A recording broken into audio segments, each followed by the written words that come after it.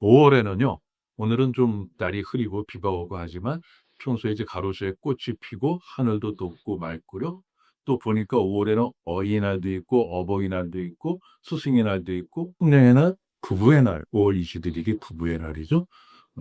이렇게 많은 날들이 뭐 대부분 모두 다 가정과 관련된 그러한 날들입니다. 가정과 부부, 또 자녀들이 송년이 되고요. 또 이제 우리가 은사님을 생각하고요. 어린이날, 어버이날. 그래서 우리는 5월을 가정의 달이라고 부릅니다. 사랑을 선물하고 사랑을 고백하고 사랑을 확인하는 그러한 달. 저는 한번 솔직하게 물어봐야 될 것 같아요. 5월이 되면 정말 우리는 사랑을 더 많이 하는지, 아니면 사랑을 더 많이 흉내내고 있는 것은 아닌지. 하나의 정을 가슴에 담아들이면서도 마음속에는 여전히 서먹하고 어색한 감정이 있지 않은지. 선물을 건네지만 진심은 마음 뒤에 감추고 감사하다는 말을 하지만 눈물은 떨어지지 않는 건 5월을 살고 있지 않은지. 자, 그렇다면 사랑이란 무엇일까? 이 질문은요, 인류 역사가 시작된 이래로 단 한 번도 진부하게 느껴진 적이 없는 그러한 질문입니다. 사랑은 무엇인가? 이 주제로 철학자들이 수천 년 동안 실험해왔고요. 시인들이 평생 노래해왔고요. 유행가의 가장 큰 주제가 사랑이기도 하고요. 목사들은요, 이 사랑을 가지고 수없이 많은 설교를 해왔고, 저도 오늘 하고 있죠. 오래전에요, 제가 12계명에 대해서 말씀드렸던 기억이 있습니다. 아무도 기억 못 하실 겁니다. 10계명에 보면 하라는 말씀과 하지 말라는 말씀, 이렇게 둘 중에 하나잖아요. 그래서 우상 숭배하지 마라, 여호와 이름을 망령되게 거두지 말라, 안식일을 지키라, 부활을 공경하라, 살인하지 말라, 가늠하지 말라, 도둑질하지 말라, 내 옷의 집을 탐내지 말라. 그러니까 하나님 잘 믿고 나쁜 짓은 하지 마라, 이런 말이잖아요. 11계명은 뭐냐? 그 10계명에서 하지 말라고 하신 그 나쁜 짓들, 우상 숭배, 살인, 도둑, 간음, 기타 등등 하고 싶으면 하라는 게 11계명이 하는 것이죠. 하고 싶으면 해라. 다 해라. 근데 여기 중요한 단서가 붙어 있잖아요. 다 하는데 나 모르게 하라. 걸리면 죽는다. 이겁니다. 이게 11계명이라고 말씀드렸는데, 근데 하나님 모르게 할 수 있는 일이 있나요? 결국은 절대로 하지 말라는 그러한 말씀이죠. 10계명을 잘 지켜야 주님의 기쁨이 들 수 있습니다. 근데 기독교 역사를 보면요, 정말 11계명에 대한 그러한 일화가 전해지고 있습니다. 17세기 영국의 목회자이며 신학자였던 샘웰 리더퍼드라는 사람과요, 제임스 어셔라는 사람 사이에 있었던 일인데, 이분들은 웨스트민스터 총회에서 큰 영향을 미친 그런 총교도의 거장들이었습니다. 러드퍼드는 스코틀랜드 대표로 이제 총회에 참석해서 웨스트민스터 신조를 만드는 일에 큰 공헌을 한 그런 신학자고요. 역시 경건한 신학서적을 내면서 웨스트민스터 그 신조의 바탕을 세우는 일에 큰 공을 세운 분이 어셔. 이 두 사람이 상대방을 크게 존경하고 있었는데 사실은 만난 얘기 없어서 얼굴을 서로 모르고 있었습니다. 지금하고 다르잖아요. 뭐 사진을 그 카톡으로 찍어서 전송해 줄 수 있는 것도 아니고요. 뭐 그냥 신문에 이렇게 다문장말하게 얼굴이 나는 것도 아니고요. 과거에는 그런 거 있었잖아요. 우리나라 그 이승만 정부 시절에도 이승만 대통령 양아를 행사하면서 지방에 돌아다니면서 대접받고 돈 받고 그랬던 사람이 실제 있잖아요. 얼굴을 모르니까. 내가 이강석이다. 그러니까 그냥 도지사 뭐 시장들이 막 줄줄이 나와서 막 금덩어리 갖추고 막 대접하고. 우리나라 뭐 50년대에도 그랬었으니까 17세기 이야기니까 서로 이름은 들고 명성은 들고 그리고 그 내용을 알고 존경하지만 얼굴은 본 일이 없었던 겁니다. 근데 어느 주말 저녁에요, 러더퍼드 목사가 경건회를 인도하는데, 비말 경건회를 인도하는데 낯선 남자가 들어옵니다. 목사님이 그 남자에게 하나님이 주신 계명이 모두 몇 가지냐고 물었습니다. 그때 그 남자가 11가지라고 11계명까지 있다고 대답을 했죠. 그 말을 들은 러더퍼드 목사가요, 이 남자는 10계명도 모르는 무식한 자구나, 온전한 성도가 아니구나 라고 생각했습니다. 근데 다음날 아침, 주일 아침에 그 외국에는 그 교회에 그 교인들의 묘가 있잖아요. 묘지. 그 묘지 가운데에서 한 남자가 간절히 기도하는 소리를 듣고 다가가서 들어봤더니 그 사람이 바로 당대 최고의 신학자인 제임스 어셔 목사라는 사실을 알게 됩니다. 로드퍼너 목사가요, 어셔 목사에게 달려가서 어젯밤에 알아보지 못하고 무례를 범한 것을 사과했습니다. 그리고 아침 설교를 좀 대신 해달라고 주의 아침 설교를 부탁해. 그러자 어셔 목사가요, 요한복음 13장 34절을 본문으로 새 계명을 너희에게 주노니 서로 사랑하라라는 제목으로 설교했습니다. 그 설교를 들으면서 러더푸드는요, 어셔가 하나님이 주신 계명이 11개였고 11계명이라고 하는 게 깨닫고 사람을 가볍게 평가한 자기를 다시 한번 자기의 경솔함을 크게 뉘우쳤다고 합니다. 하나님은 우리에게 10계명을 주셨습니다. 예. 우리 성경책 뒤에 10계명이 있잖아요. 하나님 우리에게 분명히 10계명을 주셨는데, 근데 성경 전체를 통해서 또 하나의 계명을 주셨다는 말입니다. 그게 바로 사랑입니다. 사도 바울은 고린도전서 13장 전체를 통해서 사랑에 대해 말씀했습니다. 사랑은 오래 참고, 사랑은 온유하고, 사랑은 특이하지 않고, 사랑은 자랑하지 않고, 사랑은 교만하지 않고, 사랑은 무례행치 않고, 사랑은 자기 이익을 고르지 않고 모든 것을 참고 믿고 바라고 견딘다. 이렇게 사랑에 대해서 설파하고 있죠. 이렇게 수많은 사랑의 정의를 나열했는데 그 마지막에 뭡니까? 영원한 가치인 믿음 수많은 사람 중에 제일은 사랑이다. 이렇게 결론을 내립니다. 사랑은 하나님께서 우리에게 주신 가장 큰 선물이고, 그 귀한 선물을 받았으니 우리가 마땅히 사랑이 풍성한 삶을 살아야 된다. 근데 우리가 평상시에도 사랑이라는 말을 잘 쓰고 있지만 참된 사랑에 대한 의미를 얼마나 알고 있을까? 오늘 말씀을 통해서요, 그 참된 사랑에 대해서 알고 함께 나누며 앞으로도 계속 우리가 사랑하며 사랑 안에서 함께 숨길 수 있기를 소원합니다. 앞서 17세기 신학자들의 일화를 말씀드렸지만 사랑에 관한 가장 정확하고 가장 깊은 가장 아름다운 대답은 사람에게서 나오지 않습니다. 철학자에게서 나오지 않았고요. 시인에게서도, 그리고 유행가 가사 속에서도 나오지 않습니다. 그 대답은 오직 하나님에게서 왔습니다. 하나님의 말씀인 성경. 그 중에서도요, 오늘 우리가 함께 나누는 요한일서 4장에 그 대답이 있습니다. 요한일서는요, 예수님의 제자들 가운데 유일하게 순교하지 않고 가장 오래 살았고, 또 주님의 십자가 곁에서 끝까지 자리를 지켰던 그 사도 요한이 노년에 기록한 편지입니다. 십자가 밑에서 주님이 돌아가시기 전에 뭐라고 하셨습니까? 보라 내 어머니라. 그리고 어머니 마리아의 봉양을 맡겼잖아요. 그래서 그 사명을 다했던 요한이 이제 머리가 희고 등이 굽어진 채로 지중해 연안에 있는 에베소의 성도들에게, 그리고 오늘 이 자리에 있는 저와 여러분에게 쓰는 편지를 쓴 겁니다. 그가 평생 보고 듣고 만지고 경험한 모든 것을 한마디로 압축한 게 뭡니까? 바로 이거, 하나님은 사랑이십니다. 오늘 이 말씀을 나누려고 하는데요. 먼저 7절과 8절을 바탕으로 사랑의 근원에 대해서 말씀드리고요. 두 번째로 9절과 10절을 바탕으로 사랑의 실체에 대해서 말씀드리고요. 세 번째로 11절을 바탕으로 사랑의 응답에 대해서 말씀을 드리려고 합니다. 먼저 사랑의 근원에 대해서 본문 7절 말씀을 우리가 함께 읽겠습니다. 시작. 사랑하는 자자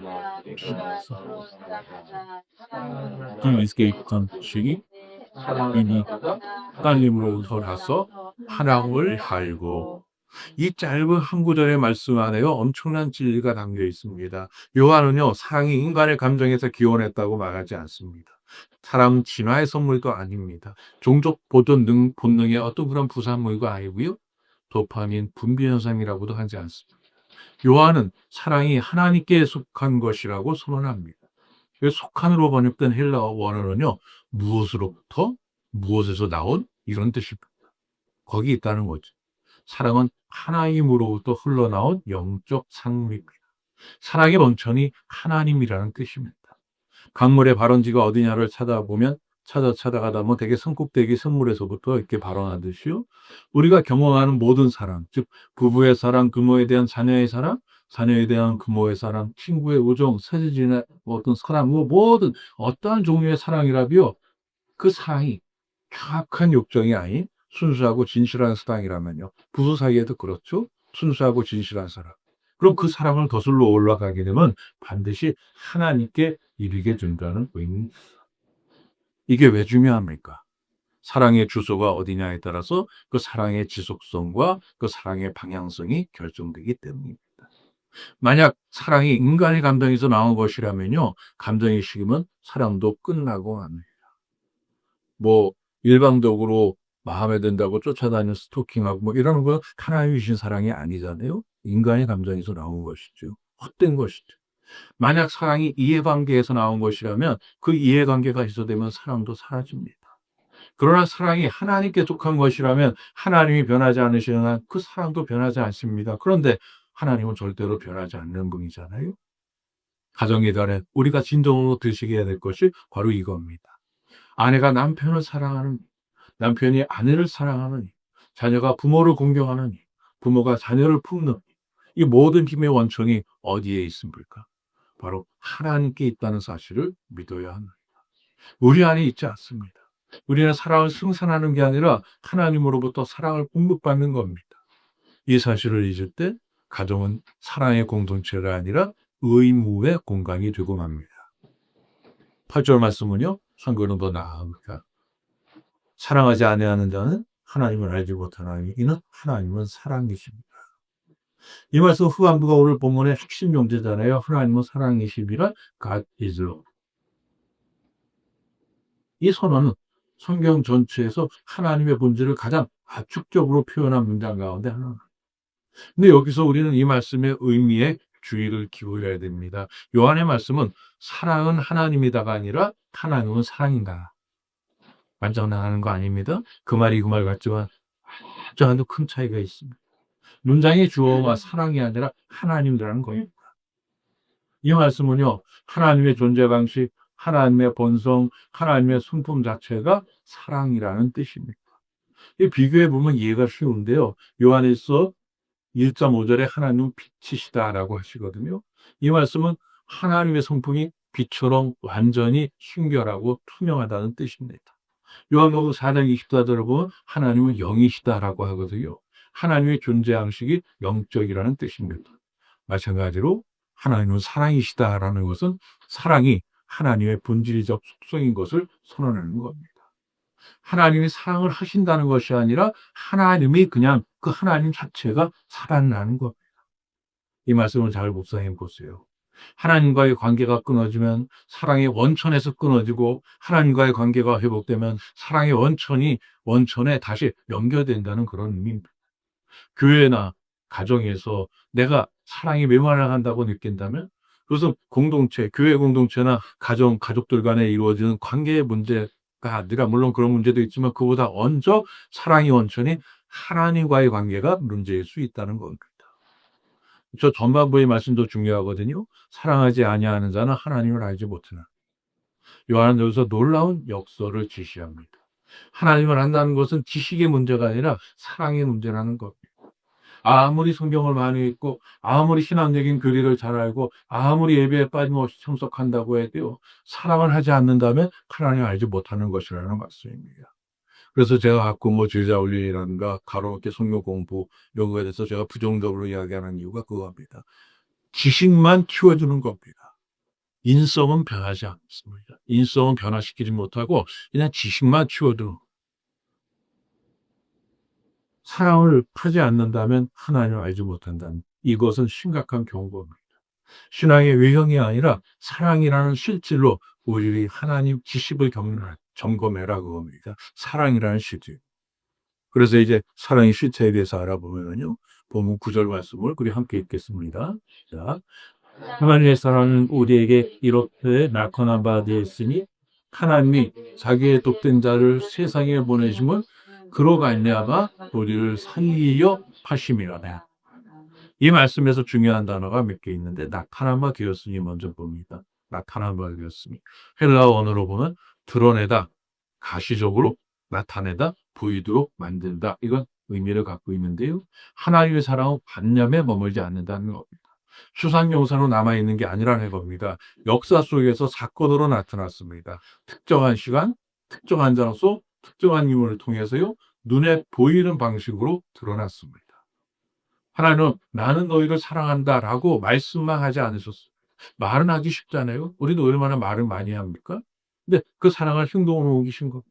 독생자를 보내셨습니다. 십자가에 매달리셨습니다. 피를 쏟으셨습니다. 주봉으로 직접 보여주셨습니다. 이것이 사랑의 본질에 대한 가르침이기도 합니다. 진정한 사랑은요, 반드시 나타나야 합니다. 드러나야 합니다. 표현되어야 합니다. 나는 마음속으로 사랑한다라는 말만으로는 부족하대요. 내 마음 저 사람이 알겠지. 그거는 부족하다는 겁니다. 배우자에게, 자녀에게, 부모에게, 모든 사랑의 대상에게 그 사랑이 실제적으로 경험될 수 있어야 됩니다. 하나님께서는요, 당신의 사랑을 우리에게 독생자를 통해 눈에 보이는 방식으로 나타내셨죠. 그렇듯이 우리도 우리의 사랑을 구체적인 언어와 행동으로 나타내야 합니다. 그리고 가정에서 얼마나 자주 사랑을 표현하고 계십니까? 이 말씀 준비하는데 저도 마음에 찔림이 있었습니다. 사실 저도 리 못하는데 단에 서서 계속 이야기하는 건 조금 찔리긴 하는데, 말로 표현하고 눈빛으로 나타내고 행동으로 보여주고 뿐만 아니라 시간 사랑을 어떻게 나타내고 있습니까? 나타내야 한다는 말씀입니다. 저도 잘 못하지만 노력합니다. 오늘 말씀이 가정의 달 첫째 주일에 우리에게 주시는 첫 번째 도전 이겁니다. 사랑을 가슴속에만 품고 있지 말고 당당하게 밖으로 나타내라고. 하나님이 사랑을 나타내신 방식, 그야말로 당당하고 과감한 것이었잖아요. 당신이 사랑하시는 독생자를 세상에 보내시고, 아까 이미 말씀드렸습니다.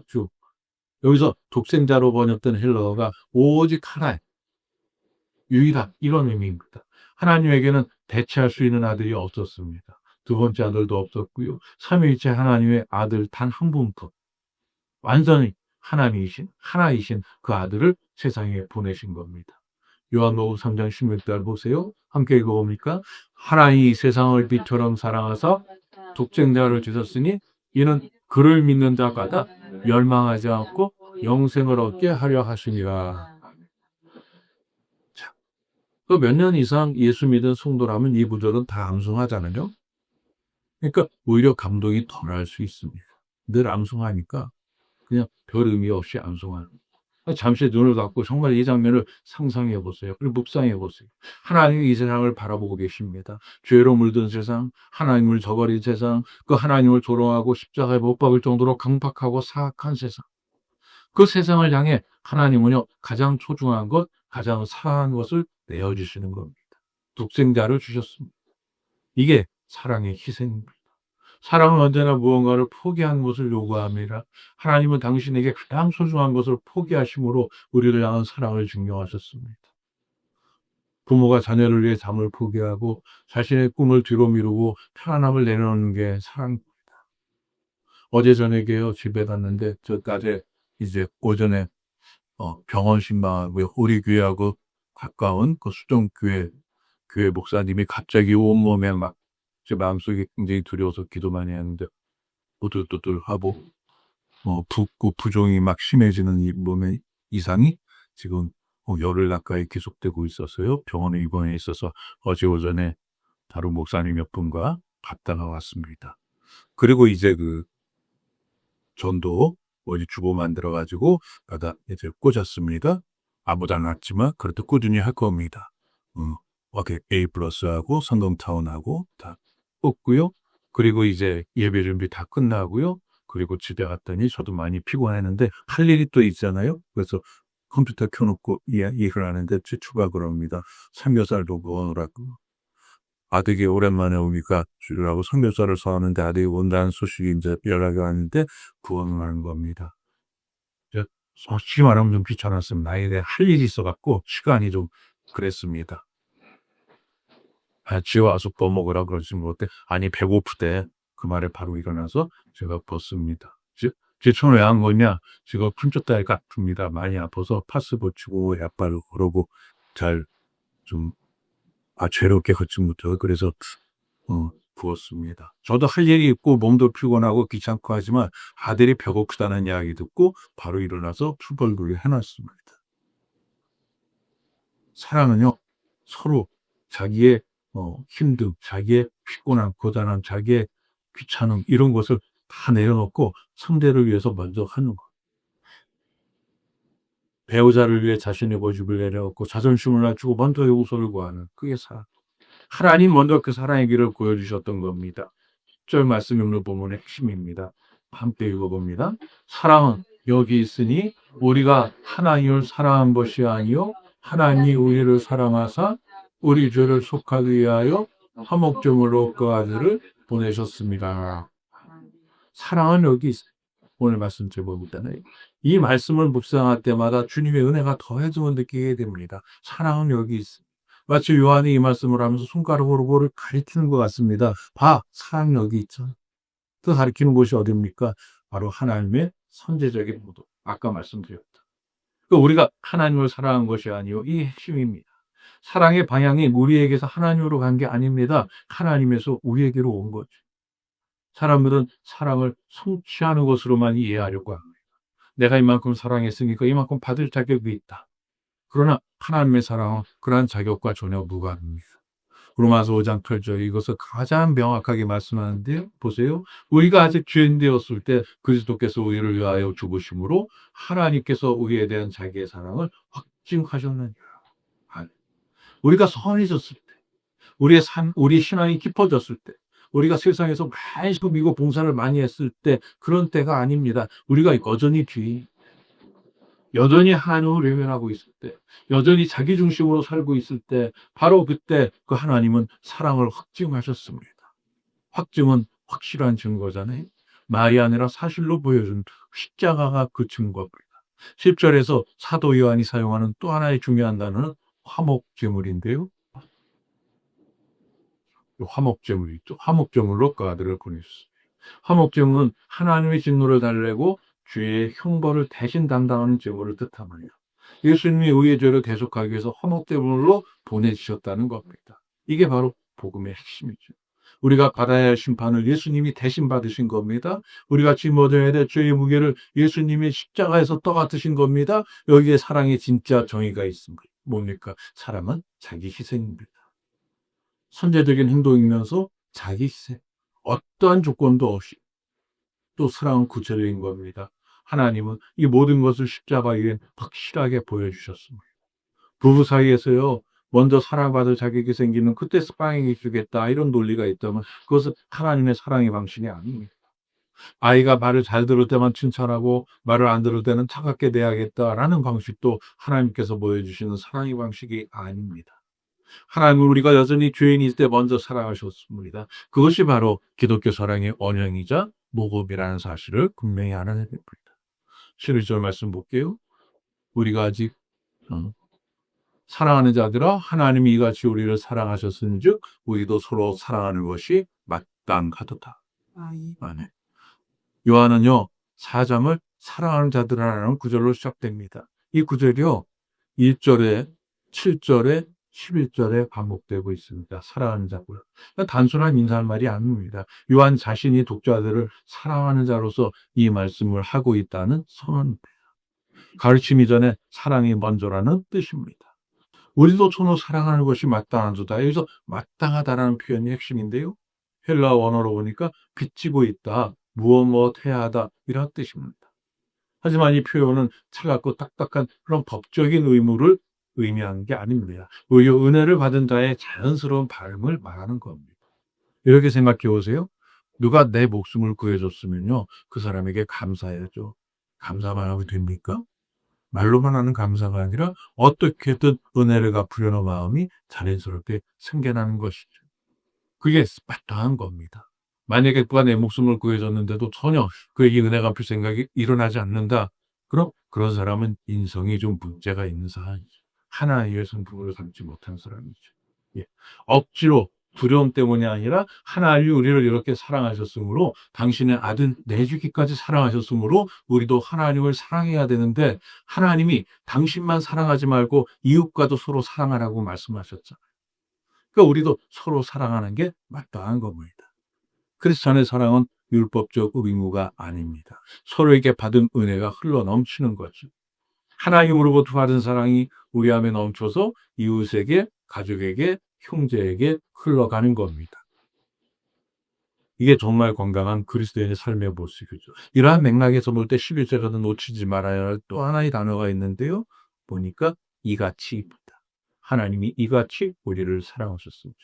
하나님이 뭐같이 우리를 사랑하셨습니까? 9절과 10절에서 묘사한 그 사랑, 즉 독생자를 아끼지 않고 내어주시고 우리가 주인 되었을 때 먼저 사랑하시며 우리의 죄를 사하기 위해 화목제물로 아들을 보내주신 화목제물로 아들을 보내주신 그 사랑. 다시 말씀드리면요. 우리가 서로 사랑해야 할 기준이 바로 하나님의 사랑이라는 것. 그 기준이 낮은 기준이 아닙니다. 십자가가 기준입니다. 먼저 자기를 낮추고요. 스스로 희생하고요. 먼저 다가가고요. 아무 조건 없이 품어주는 그 사랑이 우리가 서로에게 보여야 할 사랑의 참 모습입니다. 이것이 너무 높은 기준이 아니라고 부르실 수 있습니다. 맞습니다. 우리의 힘으로는 도달할 수 없는 기준입니다. 그래서 바울은 이렇게 말씀합니다. 에베소서 3장 17절로 19절 말씀 보세요. 많죠. 함께 읽어봅니다. 믿음으로 말미암아 그리스도께서 너희 마음에 계시게 하시었고 너희가 사람 가운데도 뿌리가 박히고 투가 굳어져서 능히 모든 충동하니께 지식에 넘치는 그리스도의 사랑을 알고 그 너비와 길이와 높이와 깊이가 어떠함을 깨달아 하나님의 모든 충만하신 것으로 너희에게 한만하게 하시기를 구하노라. 아멘. 주님의 사랑을 알아야 그 사랑으로 살 수 있죠. 사랑의 넓이는 모든 이유를 포용합니다. 사랑의 길이는 영원히 이어집니다. 사랑의 높이는 하늘보다에서 이 땅 위에까지 내려옵니다. 사랑의 깊이 죽음 아래 음부까지 닿습니다. 이 측량할 수 없는 사랑을 더 깊이 할수록 우리도 그 사랑으로 채워집니다. 서로 사랑하라는 명령은요, 가장 먼저 가정 안에서부터 실천되어야 됩니다. 교회에서는 조금 친절한데 집에서는 전혀 다른 사람이 되는 사람들이요, 실제로 있습니다. 이웃은 잘 섬기는데 가족에게는 팍팍 상처만 주는 사람이요, 진짜 있습니다. 밖에서는 늘 웃는 얼굴인데 안에서는 늘 찡그리고 밖에서는 고운 말을 쓰지만 집에서는 폭언을 일삼는 사람도 있습니다. 실제 이렇게 위증적인 사람들 많이 있습니다. 하지만 하나님은 이런 사람 절대로 기뻐하지 않으십니다. 사랑은 가장 가까운 곳에서 가장 익숙한 관계에서 먼저 실천되어야 합니다. 그래서 제가 고린도전서 13장 핵심 말씀을 읽어드립니다. 잘 들어오세요. 사랑은 오래 참고 사랑은 온유하며 시기하지 아니하며 사랑은 자랑하지 아니하며 교만하지 아니하며 무례행하지 아니하며 자기의 유익을 구하지 아니하며 속내지 아니하며 악한 것을 생각하지 아니하며 불의를 기뻐하지 아니하며 진리와 함께 기뻐하고 모든 것을 참으며 모든 것을 믿으며 모든 것을 바라며 모든 것을 견디는다. 이 말씀을 잘 묵상해 보세요. 그리고 여러분의 가정에 이 말씀을 적용해 보세요. 오래 참는 것, 자녀의 반복되는 실수 앞에서 배우자의 고쳐지지 않은 습관 앞에서 참는 것을 생각할 수 있습니다. 오해하고 화가 났을 때도 부드럽게 말하는 거죠. 화부터 내지 말고 자기 유익을 구하지 않는 것, 나의 쾌보다 가족의 유익을 먼저 생각하는 것. 성내지 않는 것, 이것도 역시 마찬가지로 욱한 감정을 다스리는 것. 이 모든 게 다 사랑의 어떤 부수적인 성품. 거창한 게 아닙니다. 오늘 저녁 식사 사이에서요, 가족의 눈을 한번 바라보는 것. 오늘 어땠어? 라고 먼저 묻는 것. 잔소리 대신에 수고했어. 말 한마디 건네는 것. 오랫동안 못한 고백, 사랑해라고 말을 꺼내는 것. 이따 하여그러면 큰일인데. 이 어버이나 언행 가운데 사랑이 나타나는 겁니다. 사랑은 바로 여기서 시작되고 달아나고 깊어지는 겁니다. 오늘 우리는 본문 말씀을 통해서요, 세 가지를 생각했습니다. 첫째, 사랑의 근원은 하나님이십니다. 하나님은 사랑 자체이시며 우리가 경험하는 모든 사랑은 그분에서 흘러나옵니다. 둘째, 사랑의 실천은 십자가입니다.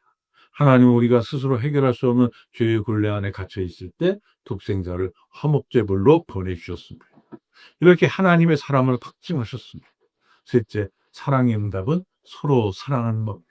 하나님이 우리를 이같이 사랑하셨은즉 우리도 서로 사랑하는 것이 마땅합니다.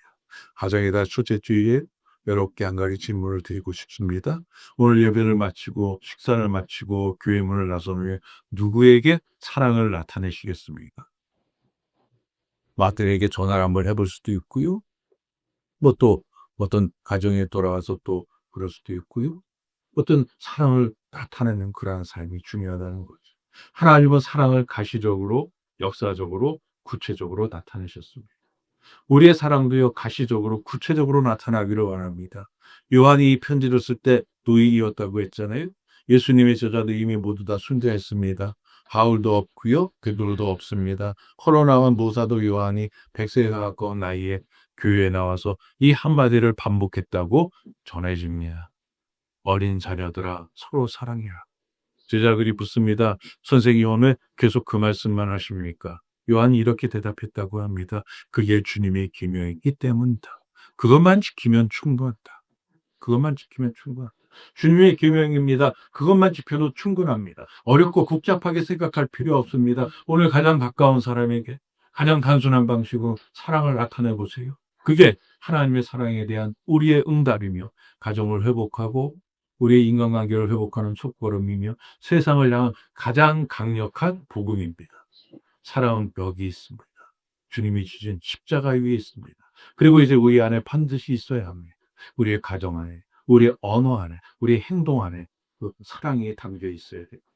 하나님이 우리를 이같이 사랑하셨은즉 우리도 서로 사랑하는 것이 마땅하는 것을 분명히 믿고 그 사랑이 더욱 깊어지는 우리 미술교회 그리고 저와 여러분 다 될 수 있기를 주님의 사랑으로 축원드립니다.